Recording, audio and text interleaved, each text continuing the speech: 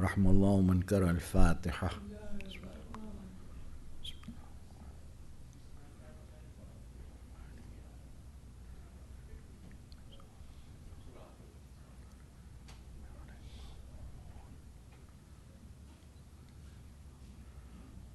أعوذ بالله من الشيطان الرجيم.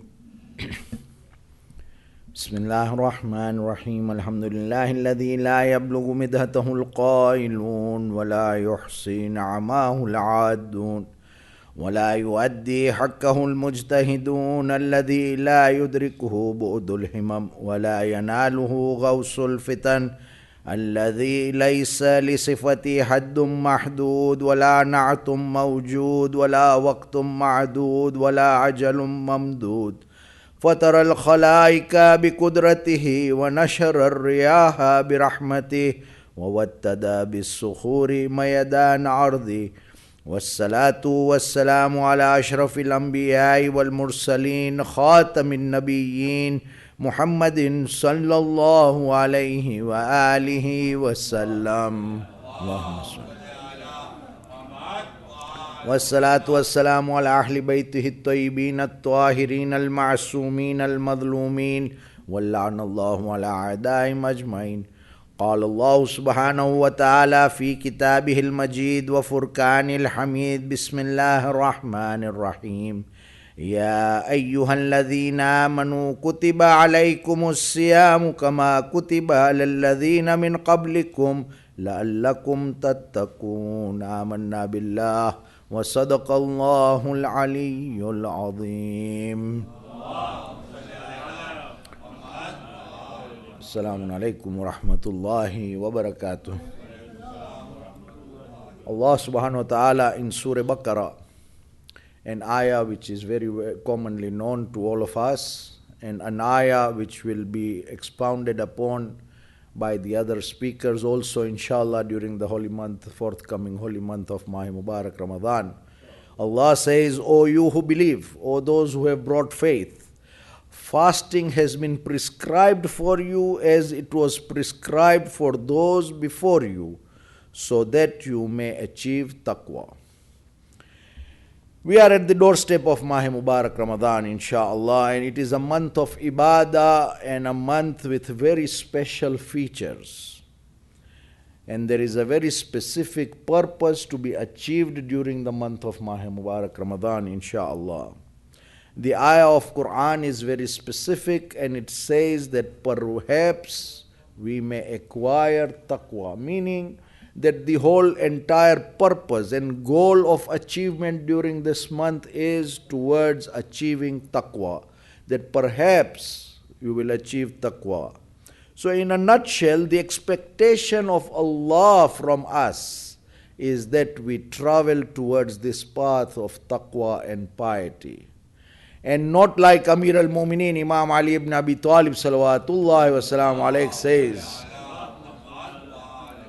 that how many have come out of this month just hungry and thirsty. Meaning all that you have done is an exercise of hunger and thirst without achieving anything out of the month. And we ask Allah and we seek refuge from Allah subhanahu wa ta'ala for being in such a situation that having done a little of our effort, we end up in those situations. Sallu ala Muhammad wa ali Muhammad. So what is this expectation of Allah, achieving of taqwa? So we ask this question often, again and again, what is taqwa? What is taqwa? Taqwa is a very vast term, it has many meanings, but before that, let us look at, it is actually an exercise to train ourselves to restrain our desires. We have desires that Allah has given us, and we have also been given the facility or faculties of how to control them and how to fulfill these desires within boundaries and within limits that Allah Himself has set. Very often the young ones, unfortunately there aren't many around here, they tell us that taqwa is for old age. When I become 50, 60, that is when I will think about it. The answer is no, it is for all ages. Each one of us have to begin now, whether we are in our teens or 20s or whatever age we may be, and that one should have a fear of Allah. What is this fear? Is it a fear that Allah, na'uzubillah, is a monster, is waiting for every opportunity to punish me for anything wrong that I do or any slip that I make? No, it is not that fear. It is not a negative fear, it is a positive fear. When we love someone so much, we fear that my action may not hurt him or her. That fear, that is a positive fear, that because I love him so much that I don't want to upset him. I don't want him to become angry with me, in the sense that I don't want him to feel bad about it. This is best explained when we want to please our parents, the love we have for our parents, our spouses, our children. We have to have this, that when we love them so much, we don't want to do anything that will be hurtful to them. And therefore, when we see that, the brief outline of taqwa and comprehending taqwa is basically four things.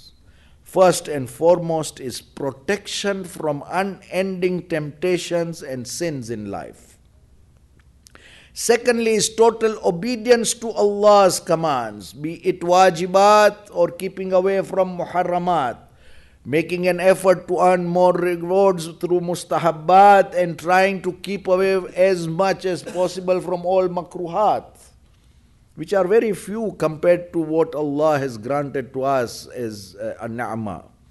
The third is being conscious of Allah at all times. Whenever I am doing something, I am working, I am earning, I am trading, I am farming, whatever I do, I am conscious of Allah's presence and that I want His pleasure out of it. And finally, I fear Allah, that I do not upset Him. And I am in awe of Allah, that He is all-powerful.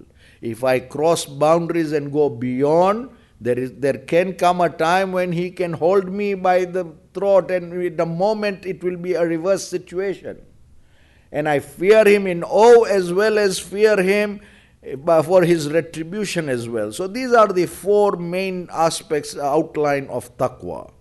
How do we achieve this? Fasting is one of the most important factors of achieving taqwa. The ulamas explain to us on this ayah that it is a process of training oneself. Fasting is a journey that makes our piety in all dimensions. It is not only hunger and thirst that we go through during these long hours that we may be in this time also. It is something that will give us, it's a process where we go through piety in all dimensions. And if observed in the manner that Allah wants us to, then it is the worship of the highest level just after salat, and the reward for it is also Allah subhanahu wa ta'ala Himself. Fasting has lots of other benefits, and we need not concentrate on those. We want to concentrate on how to please Allah subhanahu wa ta'ala. And Islam tells us to train our natural appetites in the correct manner and shun all evils. Fasting is not restriction from food and abstention from water only, and all that is lawful. Rather, it is a recognition and a realization that if the lawful has been prohibited to us during the day in Ramadan, how much do we need to stay away from the unlawful? That is an important aspect that we have to look at. Fasting is the main objective to purify our conduct, our moral character, and practically charging oneself with the divine attributes of Allah subhanahu wa ta'ala by total submission. So very often we are told, and this is a correct hadith, it is explained by ulama, and we hear it very often, that during the month of Ramadan, the shaitan is in chains. So the question comes very often, that if shaitan is changed, why am I still sinning? Or when we look at certain places, specifically certain Muslim nations, the amount of sinning that happens during Mahe Ramadan is much more than in any other month. And we know this, some of us may have seen it, and we know that Rasulullah on the other hand has said that every moment in this holy month is more meritorious than in any other month. The nights are better than other nights, the days are better than other days, even our breathing is ibadah, even our sleeping is ibadah. We have been given so many ahadith to this. Then the question is, why do I still sin if the shaitan is in chains?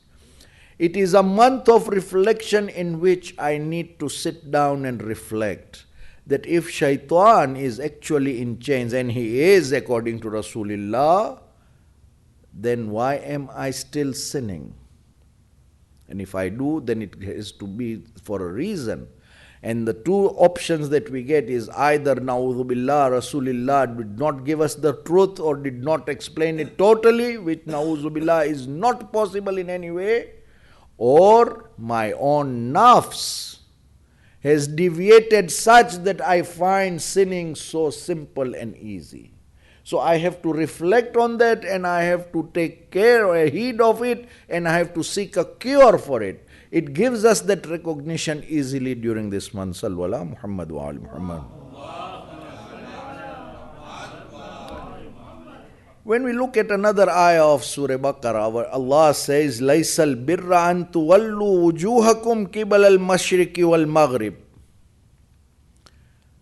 that it is not righteousness that you turn your faces towards the east and the west. This ayah is a very long ayah, and we will stop here just for us to be able to understand the entire concept of taqwa. Taqwa is not only wajibat and muharramat. It is beyond that. And one of the most important aspects of this is to be able to govern our moral character. Taqwa is that comes up with it. Because there are 4 issues that are also with this ayah, like faith and belief, sacrifice, ibadat, and akhlaq, the moral character that we need. And akhlaq is fundamental to taqwa. Now, let me make it as a side note very clear that akhlaq that we know in our languages is not adab. Adab is our presentation, our discipline, how we act, how we sit, how we fit, and all that. But that is adab. Akhlaq is far beyond, and adab is just one part of akhlaq. Akhlaq is my character, how I think and how I do not think, how I go towards something and how I avoid certain things because Allah has told me to. And this is an emphasis that we know that Rasulullah himself came, said and emphasized that I have come and I have been sent so that I may achieve the highest noble character in my people. During the forthcoming Mahe Ramadan, Mu'mineen, there will be a lot of social interactions that we will do. We will meet here for iftar, we will meet here after that and before that, and there will be lots of programs that will be there. But we have to understand one very important aspect in these interactions, that our interactions should not be limited to socialization or entertainment only.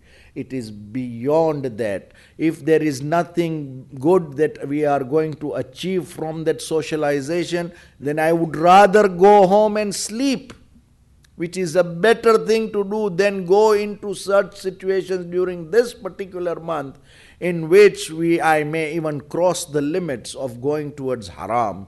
And one of the most important aspects that we have to be very careful about these social interactions, and specifically during Mahe Ramadan and thereafter beyond that, is the aspect of ghiba.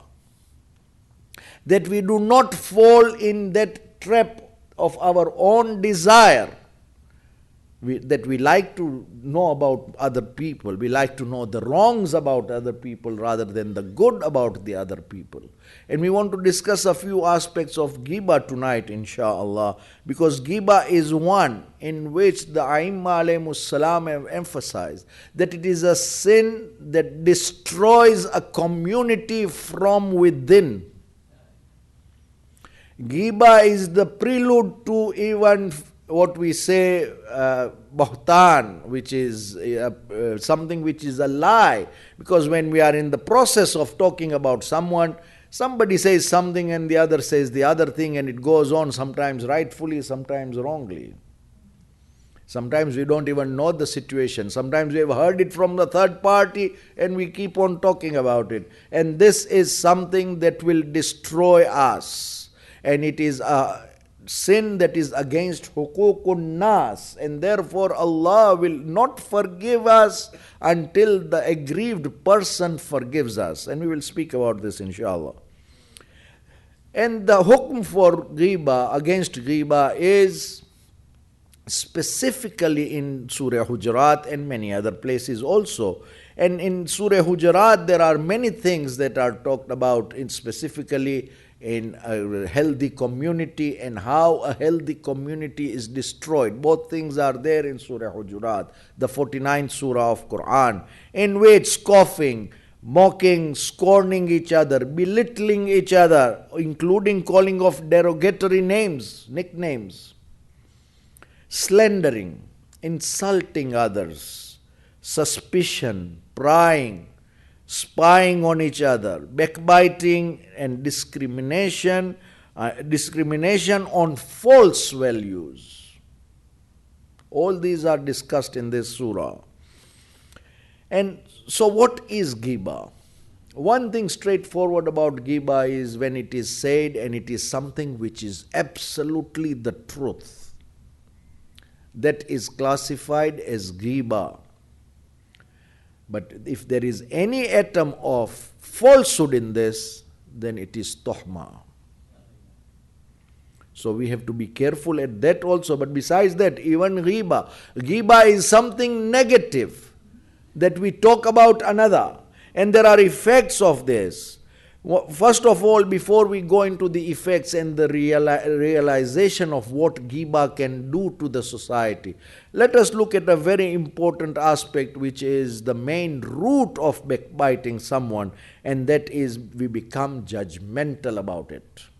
When I see something happening, or I hear somebody saying something, then I become judgmental. Oh, this is right and this is wrong. That is my standard of right and wrong. Whether it is the right standard of Allah's right and wrong, we do not know also. And Amir al-Mu'mineen Imam Ali ibn Abi Talib salawatullahi wa salam alayhi tells us and emphasizes this, that interpret the deeds of your brother in the best possible manner such that what he does pleases you. Do not form bad opinions, su'udhan, about the words uttered by your brother as far as you may find good justification in them. So the matter has four main aspects that I would like to draw our attention to. We know these things happen. We know, we have heard about it. We have also been through it. But we have to understand, and we want to remind ourselves, the four main factors that come out of ghibah. And what is the reality of this matter? First is when I hear or see something happen with another believer, we form an opinion of what is right and what is wrong. So we become judgmental. We are the judge, we are the jury, and we are the executioner also. We make an opinion, we talk about it, and we also condemn him for it, and that is how it happens. Sometimes it is simply out of a bias we have against somebody. If I were in that same situation, I would do exactly the same thing, yet I would speak about it for the other. Why is that? And that is the issue that we need to understand, that when we talk about somebody which is not in its praise or rightfully is good, then that is something that is very important, that we do not become the judge, jury and the executioner. I had a friend who always used to tell me that in any situation, there are never two sides. We always say there are always two sides to a thing. He says that it was never two sides. It is the aggressor, it is the aggrieved, and the third is the truth. Sometimes both this, what the aggressor says and the aggrieved says, are both wrong, and the truth is something else altogether. So we have to understand this. Secondly, even if what the person did was wrong by Allah's standards, let us consider a very important aspect here. Say I have a friend who is by the name of Harun, and I have another friend by the name of Isa. I saw Harun do a sin blatantly in the open, which is wrong, and instead of me going to tell Harun and explain to him the effects or the wrong that he has committed, or explain to him in a nice way, I go and tell Isa about the event. In the meantime, Harun went home realizing he had made a grave sin and he had made a grave error against Allah and His laws. So he went on his musalla, sought forgiveness from Allah, and Allah is Ghaffar, Allah is Sattar, Allah is Kareem, Allah is Rahim. He forgave him. But where does that put me, having told Isa? Or where does it put Isa, having heard that? Harun has been forgiven for the sin he committed, but I have now entered into a sin that cannot be forgiven until Harun forgives me. So where does it put me? We have to understand this, that Allah will forgive the errors and the sins of mu'mineen as He pleases when one realizes and repents sincerely and faithfully. But where does it put me speaking about those sins of others? So this is a very important aspect, that I must realize that he has been absolved of the sin, but I remain with the sin out of nothing. There is no reason for it. The third thing is the subconscious opinion of the listener of the ghibah. In this case, the same example when we look, when Isa heard it from me, now he has formed an opinion about Harun. He has neither seen or heard or done anything that gives him a direct view. It is only because he likes me and I am his friend. So he takes that opinion from me. Sometimes Isa will start talking to others based on what I have told him. And this guna will multiply from one group to the other. And it has no basis. Sometimes it is a lie altogether. Sometimes we do not know of the situation altogether. So where does it leave that? Such that Isa does not any longer trust Harun. And we will come to a very important example that Allama Dastaghaib has written in his book, Gunahan-e Kabira. Fourthly, would I like a similar situation for myself? We are all sinners. We are not ma'asum. We make mistakes every moment of our lives. Would I like somebody to be reporting to others the wrongs or the sins or the errors that I make? If I don't like it for myself, why should I like it for my brother?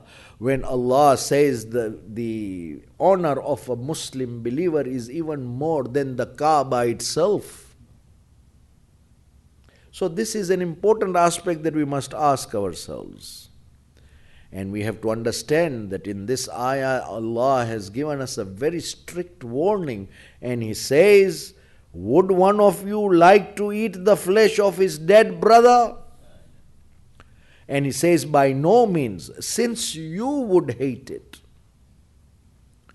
We also know of Rasulullah's time during the month of Ramadan. And that is why this has been reported in Mifatihul Jinan, and it comes up every time Mahe Mubarak Ramadan comes by us. We are coming to Mahe Ramadan. Ramadan doesn't come to us. We will have gone away. Mahe Ramadan will still keep on coming in its time.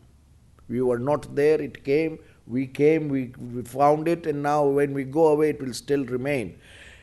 When Rasulullah saw two women talking about somebody, and Rasulullah says, go and do your iftar. There is no point in fasting if this is your attitude. Mu'minin, this is not a small thing. We must pay heed to this, that even in the nights of Mahe Ramadan, when we are not fasting, when we have done our iftar, we should not go near ghiba, such that we do not know when Allah's wrath will come upon that gathering, if we are talking about others. Rasulullah has also emphasized, when he says 3 types of people will not be admitted to Jannah. The first is one who reminds one of his past favors that he has done. I did this for you. Don't you remember? One who reminds the other of having done favors to him, that is one person will not enter Jannah. The second one is the slanderer and one who does ghibah behind other people's back. Allah will not enter him in Jannah. And the third one is one who drinks alcohol. And Allah and Rasulullah Muhammad Mustafa sallallahu alayhi wa sallam emphasizes that abstaining from ghibah is dearer to Allah Almighty than establishing 10,000 rakahs of recommendable prayers. Keeping away from ghibah. When there is ghibah, you turn your face and go away if you cannot stop it. If you cannot defend your brother in absence, then go away from it. That is better, Rasulullah says. Sallu ala Muhammad wa ala Muhammad.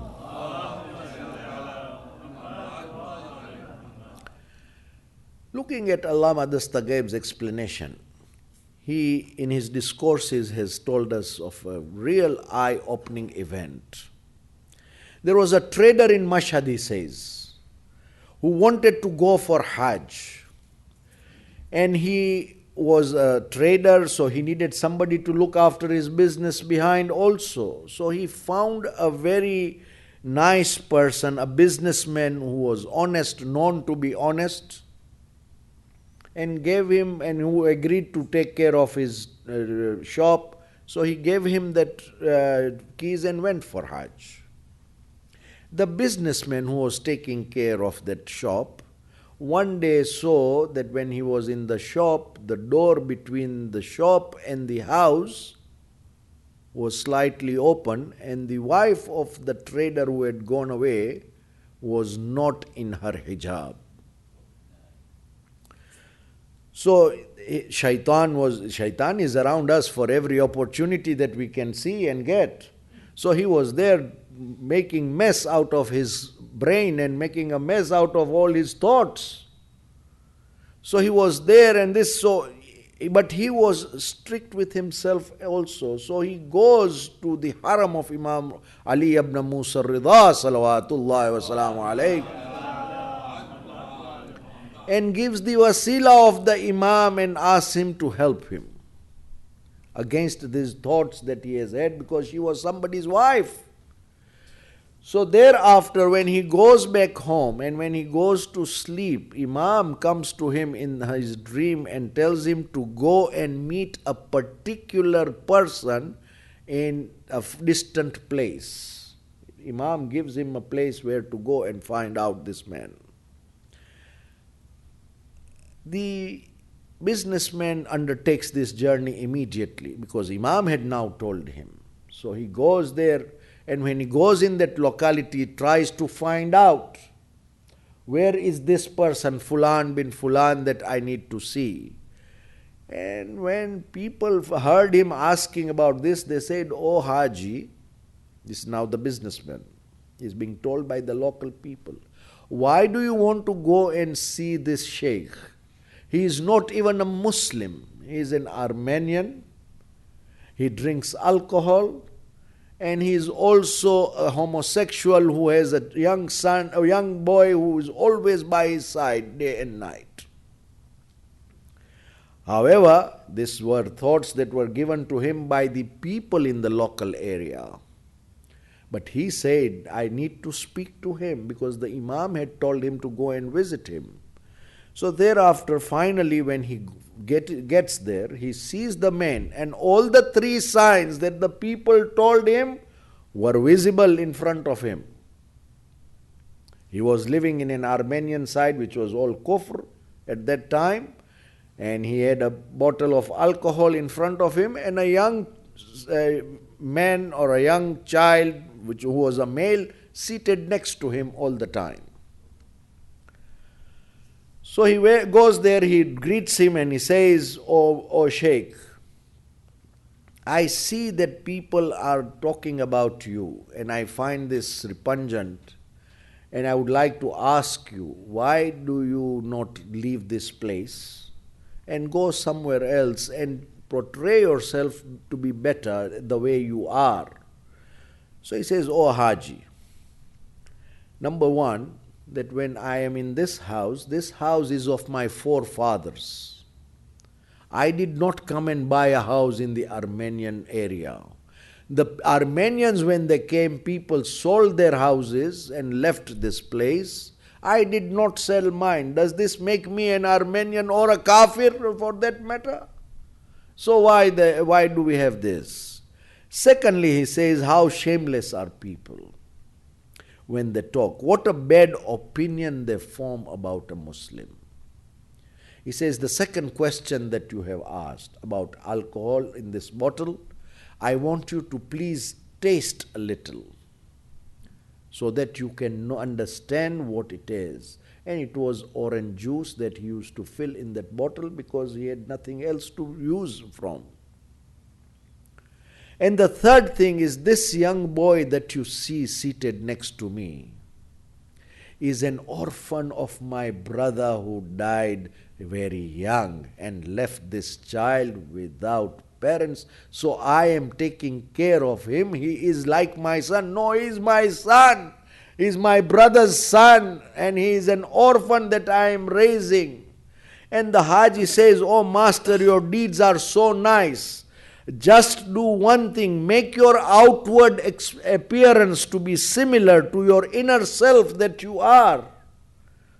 And leave this area and change your condition so that people will not have a bad opinion about you." And the Sheikh replied. This response of the Sheikh tells us the rank of that Sheikh, who was abandoned by people's cheap talk. He says that we do not want, the Sheikh says, do not want that our outward appearance should be so good that people consider us honest and trust their women to us, go for pilgrimage. Then we may develop bad intentions about the women of others and be compelled to travel such a long distance to be given the admonition for it. So that Sheikh had a rank of his own. Mu'mineen, this is something very important. These sort of utterances, we may not even know the truth about it, and we speak about it, will land us into such trouble that it will be very difficult to unwind, because we are also giving bad opinions of certain individuals to others. Ghiba and tohma are two things that are not only for Mahe Ramadan, mu'mineen, but let us make Mahe Ramadan our training ground so that beyond Mahe Ramadan also we keep away from it. We ask Allah subhanahu wa ta'ala to grant us the tawfiq to be in His obedience at all times, to shun all His disobediences at all times, and have the best of intentions and sincerity of intentions at all times. Ameen ya Rabbal Alameen. Wa sallallahu ala Muhammadin wa alihi at-tahirin. Allahumma salli.